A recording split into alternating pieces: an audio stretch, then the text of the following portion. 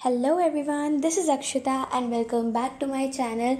In this video, we are going to discuss chapter number 1, the last lesson of class 12th English written by Alphonse Daudet. So let's start.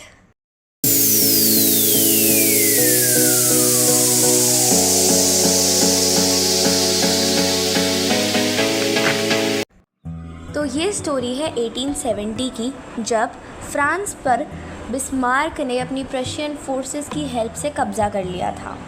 Lauren और else's वो district थी जिस पर प्रशिया का rule होने लगा।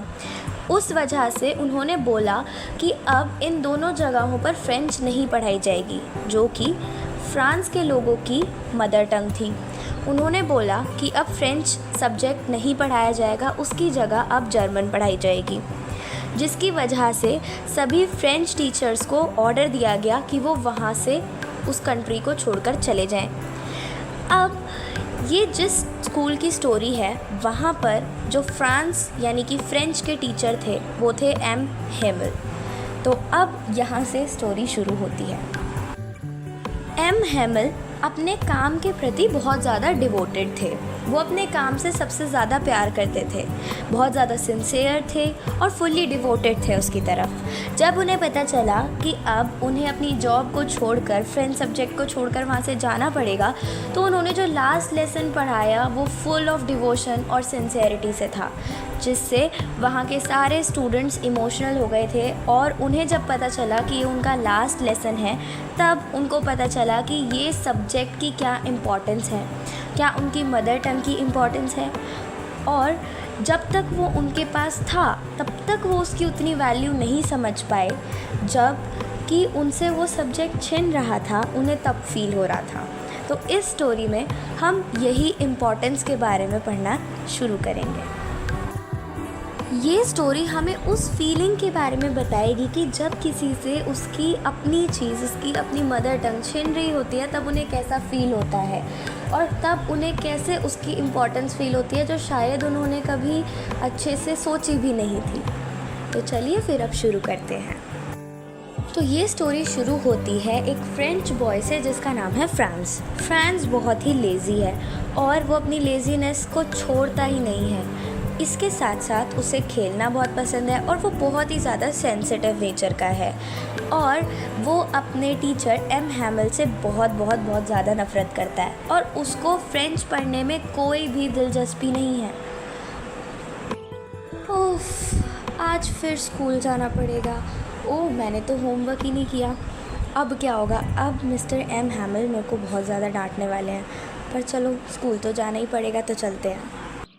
France school के लिए घर से बहुत लेट निकलता है और वो बहुत ज़्यादा डरा हुआ होता है, क्योंकि उसे पता होता है कि आज एम हैमल उन्हें बहुत डांटने वाले हैं, क्योंकि उन्होंने पार्टिसिपल्स पर होमवर्क दिया था एंड उसे पार्टिसिपल्स के बारे में एक शब्द भी नहीं पता था।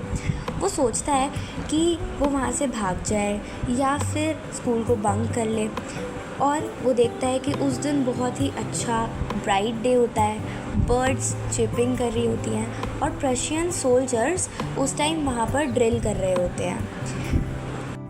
पर वो अपनी सभी टेम्पटेशंस को रोककर स्कूल के लिए बहुत जल्दी करके भागता है और देखता है कि बुलेटिन बोर्ड के सामने बहुत ही ज़्यादा क्राउड लगा हुआ है।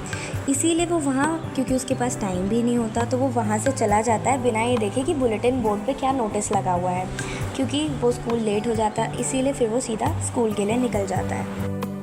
ये क्या, रोज़ तो स्कूल में बहुत ही हलचल होती है, लेकिन आज तो सब कुछ बहुत ही शांत है। ऐसा लग रहा है जैसे कि संडे मॉर्निंग हो। कहीं मैं गलत दिन तो स्कूल नहीं आ गया? लेकिन नहीं, आज संडे नहीं है, फिर भी इतनी शांति क्यों? चलो क्लास में जाके देखते हैं। अब जैसे ही ये सोचकर फ्रांस वहाँ से अपनी क्लास में जाता है और धीरे से गेट को खोलता है, तो वो देखता है कि एम हैमल उन्हें बहुत प्यार से अंदर बुला रहे होते हैं और वो शॉक हो जाता है कि उन्होंने इतने प्यार से उनसे कैसे बात की, क्योंकि ये फर्स्ट टाइम था। इसके साथ साथ और भी बहुत अजीब चीज़ें उन्होंने नोटिस की। उसने देखा कि उसके टीचर ने एक बहुत ही ब्यूटीफुल सा ग्रीन कलर का कोट पहना हुआ है, एक फ्रिल्ड शर्ट पहनी हुई है और लिटिल ब्लैक सिल्क कैप पहनी हुई है। सब कुछ अच्छे से एम्ब्रॉयडर्ड था। वो ये सिर्फ तभी पहनते थे जब कोई इंस्पेक्शन या फिर प्राइज़ डेज़ होते थे, नॉर्मली कभी भी नहीं पहनते थे। इसके साथ साथ एक और बहुत कंफ्यूजिंग सी चीज़ हुई कि जो उनके गांव के लोग थे वो पीछे एम्प्टी बैक बेंचेस पे बैठे हुए थे बिल्कुल शांति से, और ऐसा आज तक कभी भी नहीं हुआ था। तो वो बहुत कंफ्यूज हो जाता है। सब बहुत ही उदास और शांति से बैठे होते हैं। इतने में एम हैमिल बोलते हैं कि ये वो लास्ट लेसन है जो कि वो उन्हें देने वाले हैं, और अब से सिर्फ़ और सिर्फ एल्सेस और लॉरेन के स्कूल्स में जर्मन ही पढ़ाई जाएगी। कल एक नया टीचर आएगा जो कि आपको ज्वाइन करेगा, और ये फ्रेंच का लास्ट लेसन है।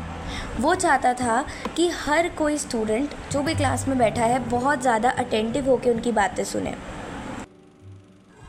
अब फ्रांस को बुरा लगने लग जाता है क्योंकि उसने अपने लेसन्स अच्छे से कभी पढ़े ही नहीं, और अब उसे ये चीज़ पता भी नहीं चली कि कब उसका और फ्रेंच लैंग्वेज का जो साथ था वो ख़त्म हो रहा था।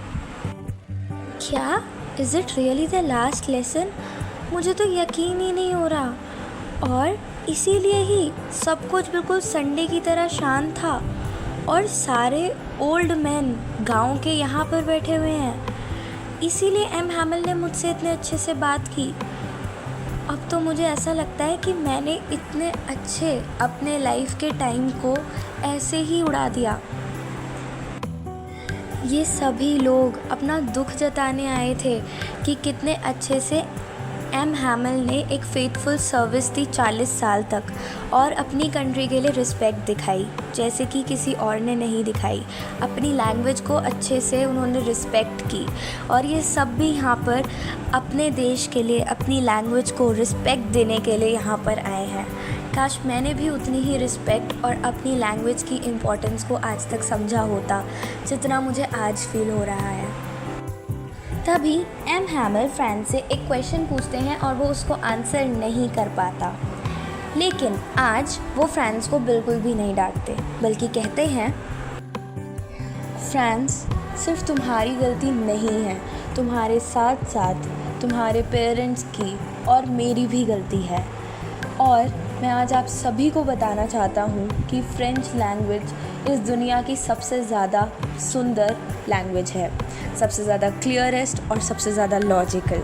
और मैं आप सभी से रिक्वेस्ट करना चाहता हूँ कि अपने अंदर इस फ्रेंच लैंग्वेज को हमेशा रखना और कभी भी इसको मत भूलना। यही हम सभी की जेल की चाबी है। यही लैंग्वेज हमें इस प्रिजन से बाहर ला सकती है। तो चलो आज हम ग्रामर और राइटिंग के ऊपर अपने लेसन को शुरू करते हैं। ये क्या? ये तो पिजन्स की आवाज़ है। क्या ये भी जर्मन में ही आज से गाना शुरू कर देंगे? क्या इन पर भी इन सब का कुछ असर पड़ेगा? क्या ये भी अपनी लैंग्वेज को चेंज करेंगे? राइटिंग के बाद उन सबका हिस्ट्री के ऊपर एक लेसन होता है और बेबीज़ के चैंट की आवाज़ आने लग जाती है। इसके साथ साथ फिर घड़ी में 12 बज जाते हैं और मिड डे प्रेयर शुरू हो जाती है। उसी टाइम पर प्रशियन की ट्रम्पेट्स की आवाज़ आने लग जाती है जो कि ड्रिल करते हुए वापस आ रहे थे, और विंडो के पास उसकी बहुत क्लियर आवाज़ आ रही थी। तभी एम हैमिल खड़े हुए और वो कुछ बोलना चाहते थे, लेकिन किसी एक चीज़ ने उनको रोक लिया।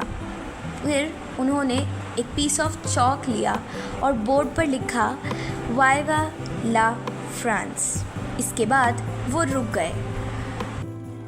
बिना कुछ बोले उन्होंने अपने हाथ से एक जेस्चर देते हुए इंडिकेट किया कि अब स्कूल डिसमिस हो चुका है और वो लोग जा सकते हैं। तो इस स्टोरी में इतना ही था।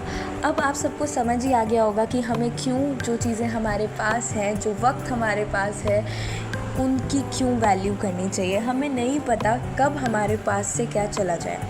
तो इस स्टोरी से हमने यही सीखा कि हमें हर एक चीज़ की रिस्पेक्ट करनी चाहिए। हमारे पास जो है उसके साथ पूरा टाइम बिताना चाहिए। किसी को भी टेकन फॉर ग्रांटेड नहीं लेना चाहिए, और स्पेशली अपनी मदर टंग, अपनी लैंग्वेज, अपनी कंट्री को फुल पेट्रियोटिज़म के साथ रिस्पेक्ट देनी चाहिए, और अपने हार्ट में उसको एक स्पेशल स्पेस ज़रूर देना चाहिए, ताकि हमें कभी भी लाइफ में रिग्रेट ना हो कि हमारे पास कुछ था लेकिन सिर्फ़ और सिर्फ हमारी केयरलेसनेस की वजह से वो हमसे दूर चला गया।